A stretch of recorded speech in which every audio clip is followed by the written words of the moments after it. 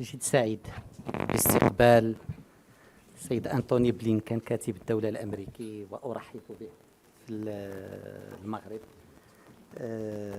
كلنا سعداء بلقائه في أول زيارة رسمية لكاتب الدولة الأمريكي في الإدارة الحالية إلى المملكة المغربية.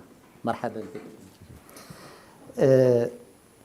وفق رؤية جلالة الملك محمد السادس العلاقة المغربية الأمريكية هي قائمة على شراكة قوية طموحة ومتطورة. علاقة قائمة كذلك على العلاقة الشخصية بين جلالة الملك محمد السادس وفخامة الرئيس جو بايدن منذ لقائهما في مراكش في 2016. مع السيد كاتب الدولة التقينا أمس في النجف بإسرائيل للحديث حول كيفية دعم دينامية إيجابية في منطقة الشرق الأوسط. نجتمع اليوم في إطار ثنائي لتعزيز علاقاتنا الثنائية. شهر ماي سنلتقي مجددا في إطار تحالف دولي ضد داعش ولدعم مجهودنا المشترك لمكافحة الإرهاب والتطرف في العالم. في شهر يونيو سيقيم المغرب والولايات المتحدة التمرين العسكري أفريكان لاين الذي يعد أحد أهم أدوات التعاون العسكري. وفي شهر يوليوز سنحتضن المنتدى الاقتصادي الأمريكي الإفريقي بمدينة مراكش. كل هذا يدل على ثراء مضمون الشراكة المغربية الأمريكية، على غناها وعلى تنوعها، فهي تشمل السياسي والأمني والعسكري والاقتصادي. هي شراكة تتجاوز إطارنا الثنائي لتشمل مناطق أخرى كالشرق الأوسط، إفريقيا وغيرها من مناطق العالم. شراكتنا هي شراكة قوية قائمة على قيم مشتركة، قائمة على مصالح مشتركة، قائمة على رؤية متطابقة لمجموعة من القضايا الدولية والإقليمية. هناك حرص قوي من جلالة الملك محمد السادس على أن تتطور هذه العلاقة في إطار الآليات المهمة التي نتوفر عليها. الحوار الاستراتيجي، وعقدنا منذ أسبوعين دورة من هذا الحوار مع السيدة ويندي شيرمان. الحوار حول حقوق الإنسان، وعقدنا كذلك دورة أو دورتين خلال الفترة الماضية. اتفاق التبادل الحر الذي يعد الاتفاق الوحيد للولايات المتحدة مع دولة إفريقية، والذي أعطى نتائج جد إيجابية على مستوى تطوير العلاقات التجارية بين بلدينا، ونأمل أن يكون له أيضا دور أهم في مجال دفع الاستثمارات الأمريكية في المغرب.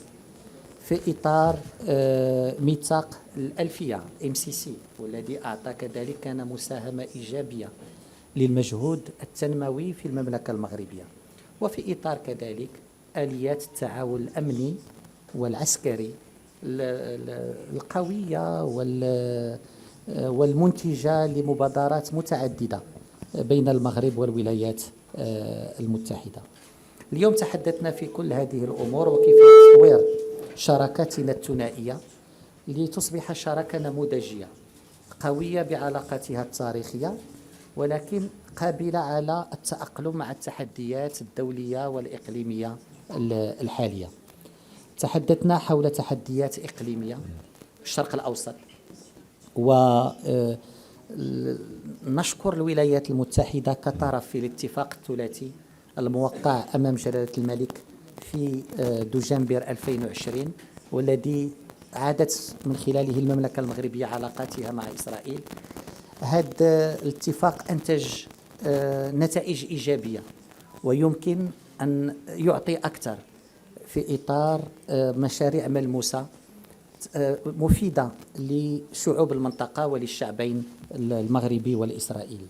ولكن الاتفاق الثلاثي المغربي الأمريكي الإسرائيلي هو كذلك رسالة إلى الحاجة إلى حل دائم وعادل بالشرق الأوسط في إطار حل الدولتين وبإقامة دولة فلسطينية في حدود 67 وعاصمتها القدس الشرقية تعيش جنبا إلى جنب مع دولة إسرائيل، وفي إطار رؤية جلالة الملك كرئيس لجنة القدس لمدينة محتضنة لكل الديانات، مدينة للحوار والتعايش. تحدثنا حول شراكتنا في إفريقيا لمواجهة التحديات الممكنة، ولكن لاستغلال الفرص الكثيرة في إفريقيا، فرص في المجال الاقتصادي والتجاري، فرص في مجال التغيرات المناخية، فرص في مجال التجارة، مجال البنية التحتية، في المجال الأمني والعسكري، في مجال الصحة وغيرها.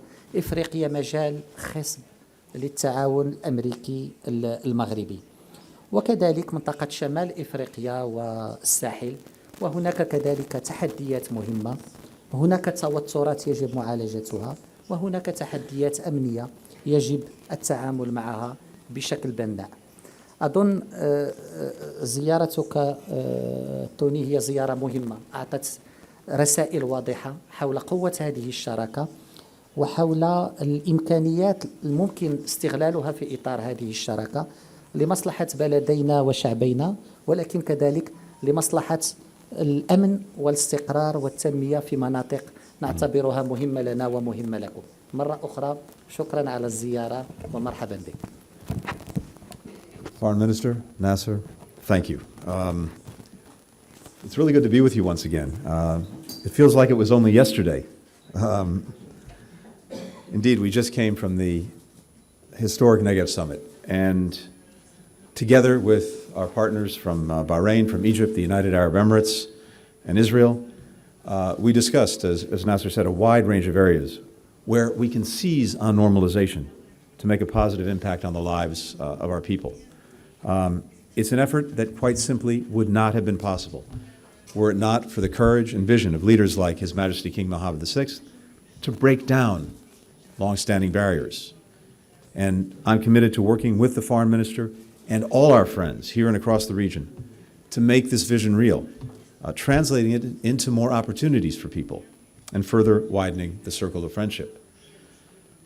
Now, while integration among some of these countries is new, the diplomatic relationship between Morocco and the United States dates back more than 240 years. And its depth and breadth are reflected in everything we discussed today, and Nasser touched on a lot of these issues. For more than 15 years, our free trade agreement has benefited people and companies in both of our countries and beyond. Today, we discussed how we can continue to grow our economic cooperation, in particular, to benefit underserved populations. For example, we're in the fifth and final year of what is a $460 million compact administered by the U.S. Millennium Challenge Corporation. That's provided jobs and education opportunities for young people, boosted agricultural productivity, expanded land rights for women. The compact includes a partnership with Morocco's Ministry of Education that is piloting a model aimed at improving secondary education in 90 secondary schools across the country, training some 6,000 teachers and administrators, making investments in the school's infrastructure and in its technology. Just last week, our officials came together and broke ground on a major expansion of the industrial zone in Buznica, backed by a public-private partnership, and that is expected to generate some 4,000 jobs. Partners show up for each other in difficult times. And as Morocco experiences one of the worst droughts in decades, we're doing what we can to help.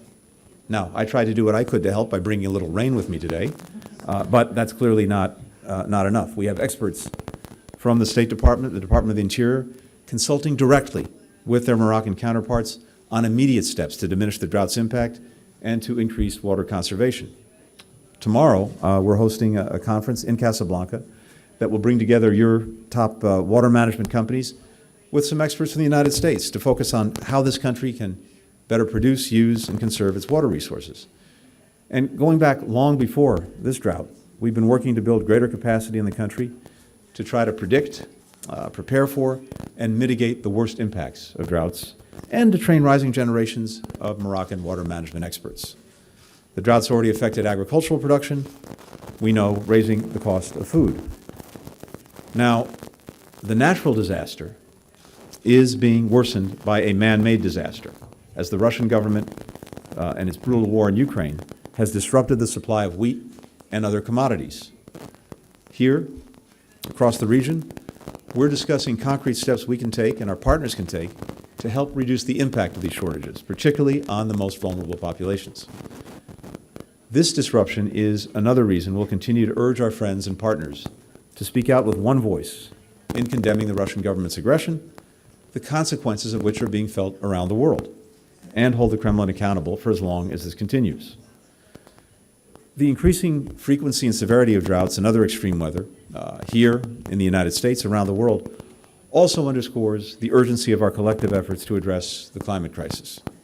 And in this, Morocco is a world leader, setting an ambitious target of achieving 63% renewable energy by 2035. With 45% of the country's electricity production already coming from renewables, Morocco is on track to meet this ambitious target and even exceed it. Morocco also signed the Global Methane Pledge at COP26.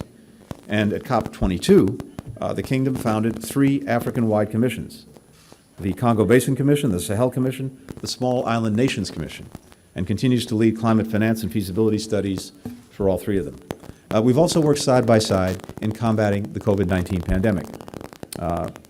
We've been able to donate more than 2.5 million safe, effective vaccines to Morocco through the COVAX initiative over the last several months alone. And since the outset of the pandemic, we've been working closely with the Moroccan Ministry of Health and other partners to train health workers, provide PPE and essential lab equipment, and enhance Morocco's vaccine cold chain, all of which has helped contribute to a very effective response led by His Majesty to COVID here in Morocco. And Morocco is also now contributing to the efforts that other countries are making, something we greatly appreciated. We launched a $3 million partnership with the Pasteur Institute of Morocco to strengthen global health security capacity so that we can prepare for, respond to, and deal with infectious disease in the future. We support King Mohammed VI's ambitious reform agenda to strengthen Morocco's institutions and ensure government is responsive to the Moroccan people. The United States is committed to working with Morocco to make concrete progress in key areas, advancing the right to freedom of expression and association, criminal justice reforms, women's rights and gender equality, government transparency, which the Foreign Minister and I had an opportunity to discuss today. We also discussed security. The United States recognizes the important role that Morocco plays in maintaining regional security and stability, as well as its contribution to peace and prosperity in the region. We're collaborating closely on addressing regional issues like the Sahel and Libya, the fight against terrorism, where Morocco has demonstrated sustained leadership through the Global Counterterrorism Forum and the Global Coalition to Defeat ISIS. We very much support the work of the United Nations personal envoy of the Secretary General, Staffan de Mistura, in leading the political process for Western Sahara under the auspices of the United Nations to promote a peaceful and prosperous future for the people of Western Sahara and the region. And we appreciate Morocco's support for this mission. We continue to view Morocco's autonomy plan as serious, credible, and realistic, and one potential approach to meet the aspirations of the people of Western Sahara. Let me just conclude by wishing an early Ramadan Kareem to the people of Morocco and around the world who will celebrate the holy month starting in just a few days. And I wish our Moroccan friends, I shouldn't say this, I'm going to wish you good luck in the World Cup qualifying match. That's not fair to the other side. If we wish both sides good luck, it will wind up in a tie, but that's good for Morocco. So, Nasser, thank you for hosting us. Thank you for your leadership. Thank you for your friendship.